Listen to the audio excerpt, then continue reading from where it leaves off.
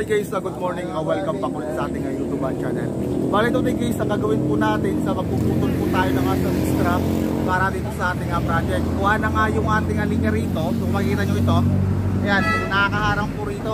Kasi ang gagawin po natin dito sa project sa second story, yung ating service strap is gigilid ko na lang po rito sa ating building. Then bago tayo kumilos, kailangan naka-safe palagi tayo. So bababa ko muna guys yung pinaka-main circuit breaker doon sa ating poste o sa ating service lateral. So meron po tayong NEMA 3R doon. So yun lang po yung ipababa natin para yung ating supply para sa service drop is mawala na po. And then para maging safe tayo pag once na dinugtong na po natin yung ating linya rito. Okay, so samahan nyo kayo, tara. Guys, yung ating linya rito, yung ating service drop, gagawin ko, ibababa ko na muna yung pinaka-circuit breaker nya rito sa ating poste. So yung poste po nya na ito, ayan, bababa ko muna para panagtugtong tayo, hindi tayo mahihirapan. Yan, so ito yung kanyang breaker. So bababa lang po natin, i-off ko lang ito. So na-off na po natin, and then nabalik po tayo rito para maputol na natin yung ating linya. Kasi gigilid ko po yung ating mismong service strap natin para hindi makabalagwa na nagbabakal na tayo and then napuputol na. So puputulin ko po siya rito guys, and then ay dudugtong ko na lang siya mamaya. Okay, so ito yung ating linya, ito yung ating service strap, ito yung ating service point, ito yung ating service entrance. So puputulin ko lang ito para yung ating linya sa madugtungan. Yung mangyayari ito, igigilid ko po yung ating service strap dito sa ating pader para once na nag-post tayo isa hindi nakakaabala rito. And then guys, meron po nga second floor yan. So ito,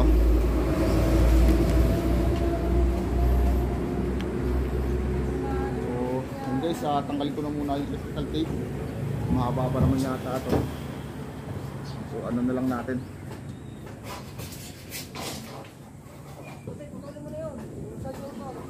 so karak ko na lang dito.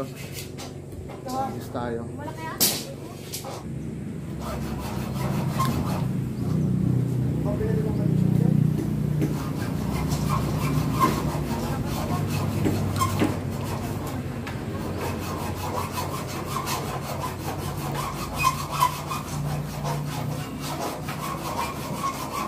So bali binaba ko na po yung ating circuit breaker sa ating poste. So yung ating NEMA 3R doon.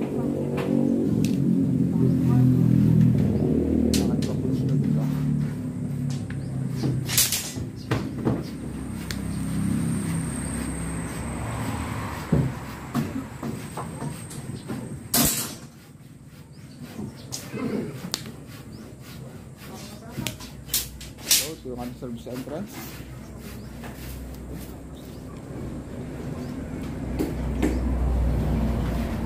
So dito tanggalin natin yung tape.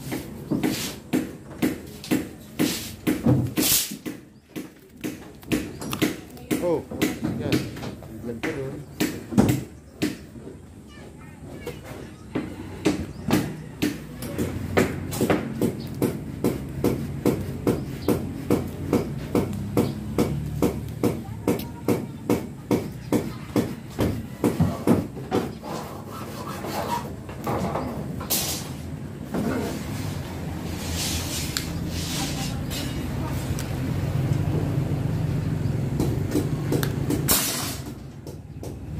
Ito, hugas na lang, natanggalin ko muna. So meron tayong screw consulator dito. Yan.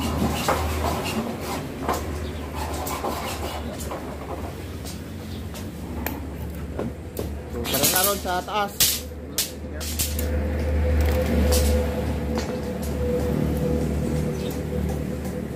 So okay tayo, okay pa to.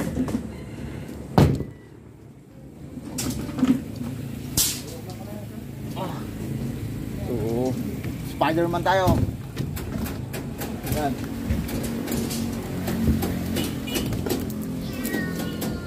Pag-loko pa muna siya rito.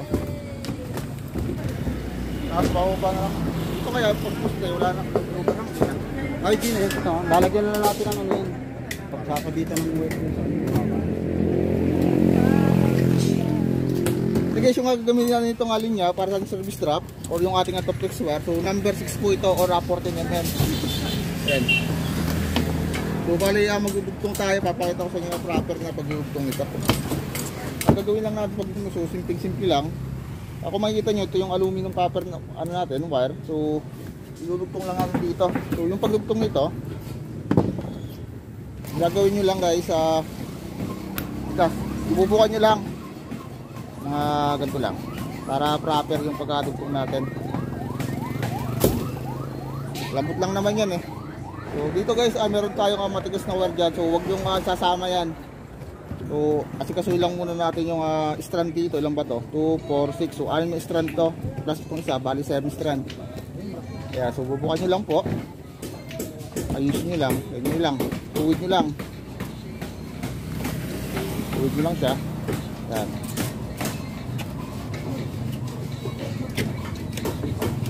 Tuwid. So ito namang isa, ganun din po gagawin natin.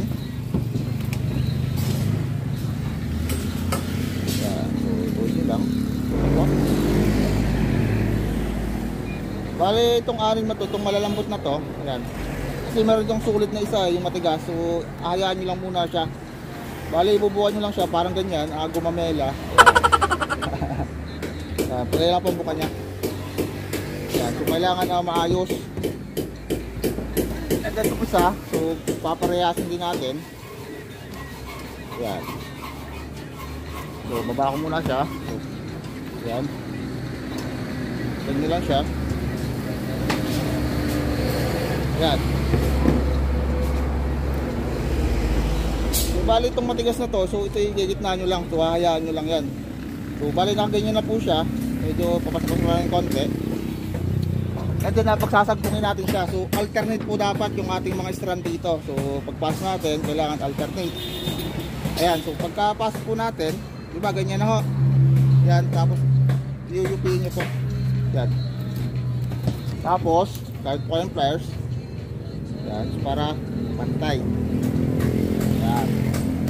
Ayun, dito yung pagdudugtong natin, so kukuha lang kayo ng strand, isa-isa lang muna yung ikutin natin.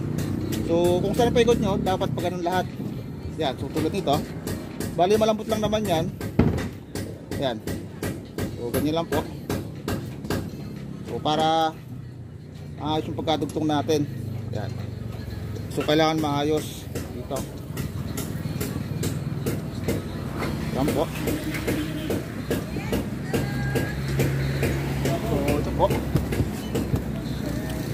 Yung ano niya, balik higpitan nyo lang dito. So napakasimple lang po magtugtong. Then next kuha ko kayo ng isang strand dito. So ipaikot nyo ulit. Yan po. So balik common na lang to, common na lang ipagtugtong natin. So yung turo ko lang sa inyo yung proper para yung ating linya isang matibay, hindi siya basta-basta maglulus. Ayan, so ganyan lang po. And then gamit po kayo ng pliers. Ayan, so para may pa natin. Ayan. So kung makikita nyo, okay. So next, kuha kayo ng isa. Ayan po. Ganyan lang, paikot-ikutin nyo lang. So sa matapos tayo, sa mga kusong strand. Yan po.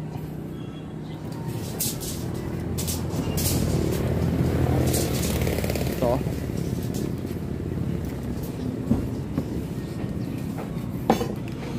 So, isa naman ito.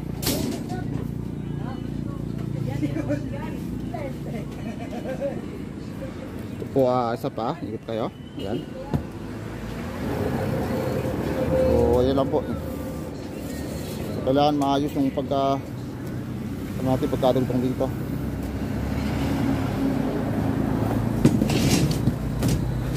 Last natin ito.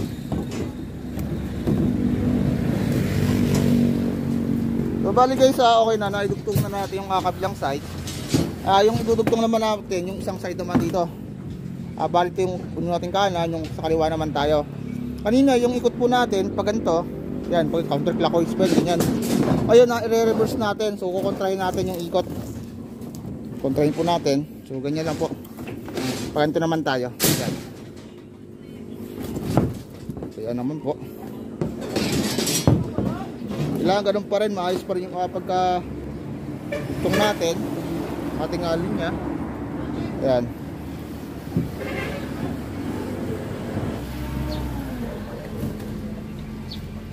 Ayan. So, okay. Pagkadugtong natin. Ayan. So, bali guys, makikita nyo rito sa pagkadugtong natin. Ayan. So, bali pulido po siya. Meron po tayong matitira itong linya na ito. So, ito yung guys yung matigas natin. Ito yung pinakang solid. Ngayon, yung gagawin lang natin dito, isa puputulin ko lang po siya hanggang dito. Ayan. Mga ganyan lang po. Yan, so pagkaputol po natin ng solid, so iano po natin siya, papalukutin or iikit natin dito sa pinagpaluputan natin ng ating yung ibang strand. Ayan. So ganito lang po. Ayan, kasi hindi nyo yan maikot kasi sobrang atigas po niyan. Ngayon, puputulin lang po natin para mayroon siyang suporta. Kabilang side naman, ito. Putulin ko lang din po. Ayan. Pagkaputol natin. Ayan. So bali ganyan lang po yung proper na pagdudugtong ng ating service drop or yung ating linya. Ayan. Makikita nyo yung ating pagkadugtong, so malinis siya. Kahit ang pagkikita nyo yan, hindi yan napuputol kasi sobrang atibay niyan. Gawa lang yung ating mga dugtong dito sa pulido. So ganoon lang po yung idea natin dito. Ang next naman ating dudugtong, yung kulay itim naman po. So itong itim naman. So itong itim guys, dapat hindi ito nababanat or hindi na siya na-stress. Dapat ito lang yung kanyang support or boss. Dito. So bali naman guys, itong itim naman yung idudugtong natin.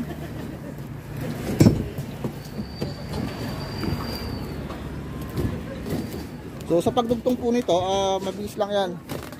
Ano lang, baltan nyo lang. Pare. Yan.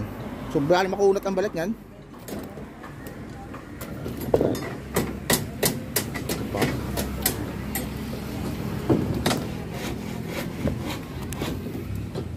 So baltan lang po natin.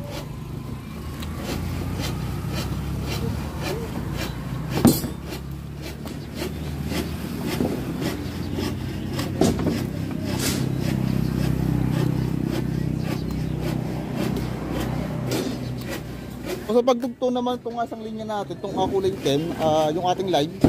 So bali bubukan nyo lang siya. Separate nyo lang yung 3 at saka 4. 3, 4, yan. So 4. Ito po.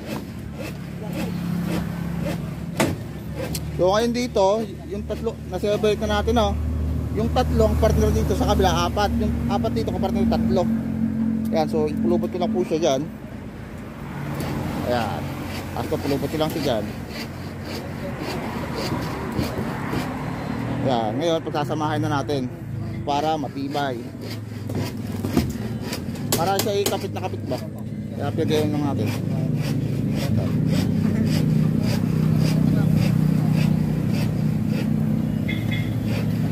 Ayan, so ano, akas yan.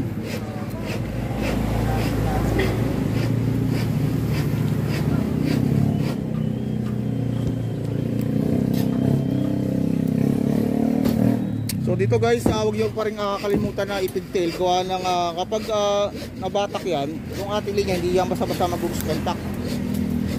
So ito, ipigtail pa rin po natin siya. Ayun, babalutan na natin siya ng electrical tape. Electrical tape. So mas maganda kung meron kayong rubber tape para hindi siya basta-basta papasukin ng tubig. Ito. Pa. Kita. Ito, dapat i-higpitan nyo rin.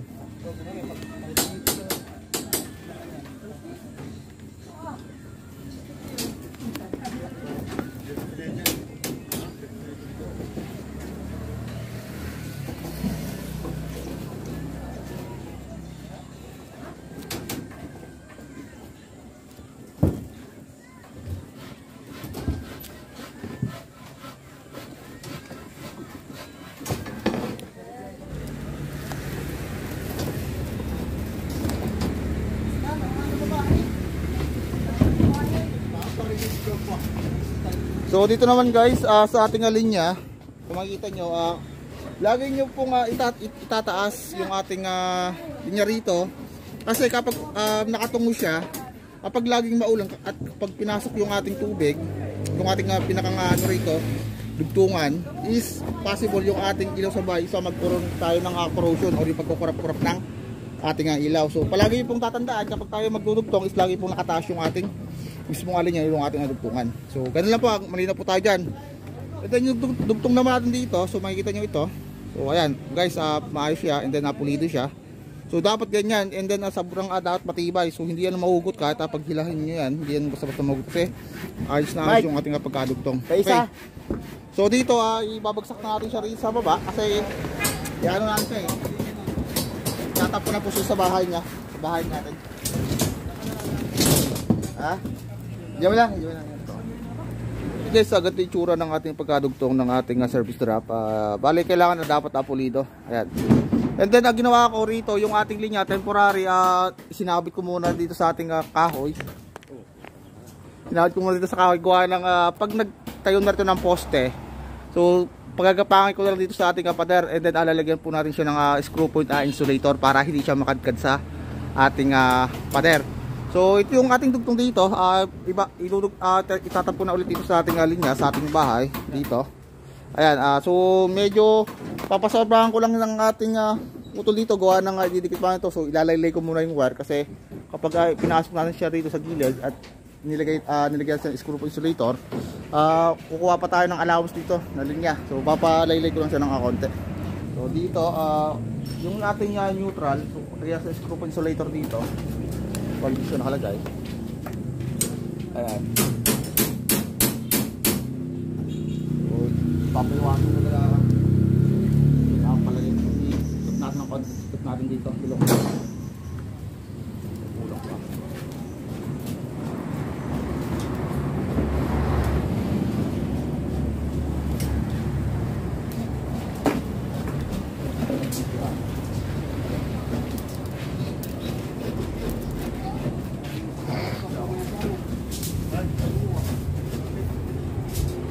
So okay na. Yung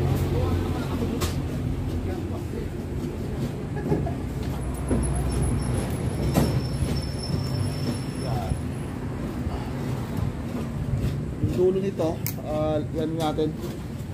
Talagang mami mo kung ano na lang buto natin dito para yung ating tawag dito hindi siya bumuka. Pinakang dulo. Masabi nga boss kayo, may kakalap ka sa akin. Again! Bali dito ay tatap ko muna yung ating neutral. So yung mga neutral natin, ito yung mga walang tagging dito. So ito may tagging kasi siya. So ito yung ating line, ito yung ating neutral. Mga ito. Okay.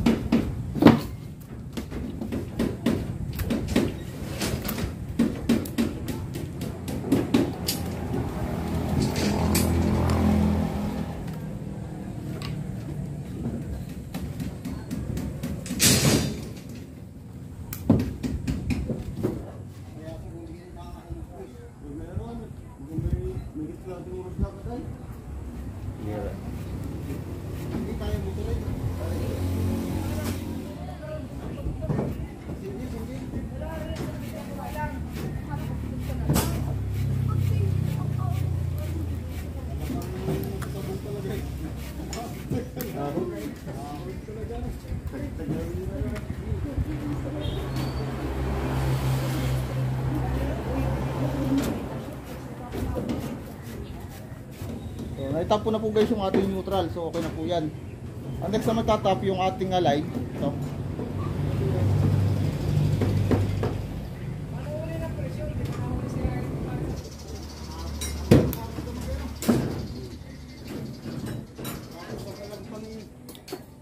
Ito, dito natin line.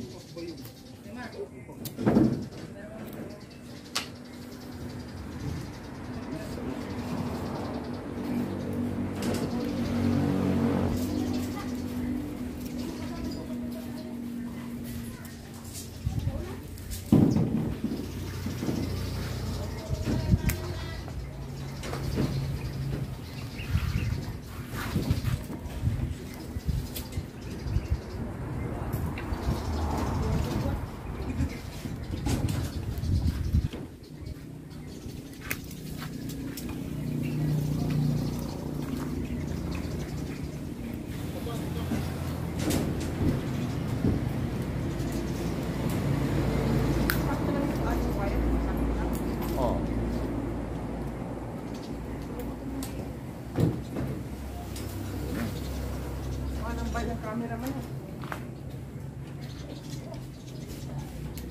po, ano na natin guys, tawag ito, lagyan siyang electrical tape. At hindi na ipigkil kasi napakakapal ng wire, so ang hirap i-ipit. Umisin na lang natin.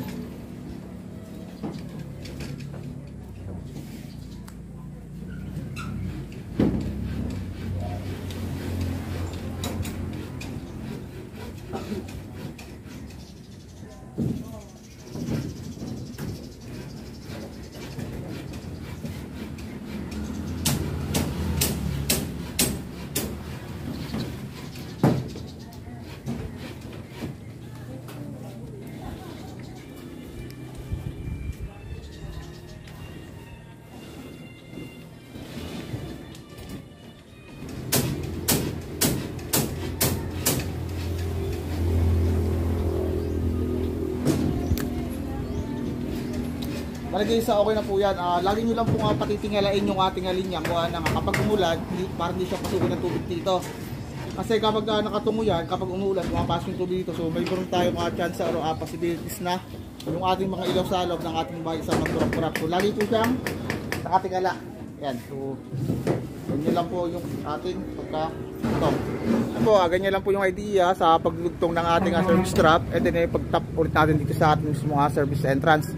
Ayan, so ito yung ating service point, yung ating linya power sa ating power provider dito, and then yung ating service entrance, yung wire pasok sa ating main circuit breaker. So ganoon lang po yung guys yung idea. Itataas ko na yung ating circuit breaker dito sa mga poste. So testingin na natin yung breaker nya ito.